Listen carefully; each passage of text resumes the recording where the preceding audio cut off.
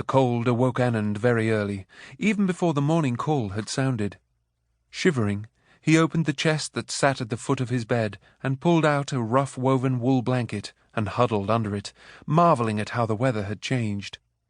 The weather-masters must have decided that today was to be a challenge, something to toughen up the students in their care. Through the window the sky was a stony grey, hung with the dark coils of rain clouds. Anand wondered if there would be a storm. Did his chest contain a waterproof cloak, or was he supposed to put up stoically with a soaking? What if he fell ill as a result? But what he was really worrying about, underneath these flitting thoughts, was how the lesson with Abhaydatta would go, and what would happen if he failed once again. Then it was time to start the day. Along with the other apprentices, he pulled on the heaviest caftan and leggings that he could find, and put on a furred cap. At the bottom of the chest he did, indeed, discover a waterproof cloak, which he wrapped around himself thankfully as he made his way to breakfast. The freezing wind knifed at his face, making his eyes water. He was looking forward to a cup of hot, aromatic tea, the kind they'd served yesterday, and maybe a spicy paratha stuffed with potato filling. But when he got to the dining hall, there were only lukewarm bowls of rice porridge and a basket holding shriveled green apples. He let out a groan, then bit it off, startled, as the boy behind him jabbed him in the back. "Quiet!" scolded the boy, whose name Anand didn't know.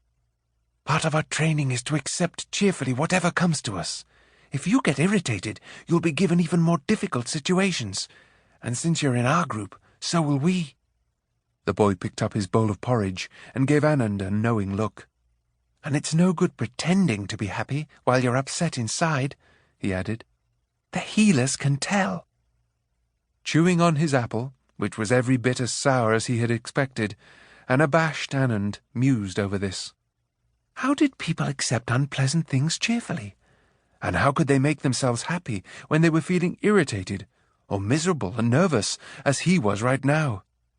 Such mental dexterity seemed as difficult to achieve as controlling physical pain or translating the wind's words, and he was afraid he'd be equally unskilled at it. The Hall of Seeing, a low, round structure built out of intertwined trees, comforted Anand with its familiarity as he stood before it, for he had been here with Abhaydatta before. But when he followed his fellow apprentices inside, stepping through the doorway that was formed by two silver-barked trees that arched to meet overhead, a wave of bittersweet longing washed over him. This was the place where he'd last seen his family, shimmering against its magical walls.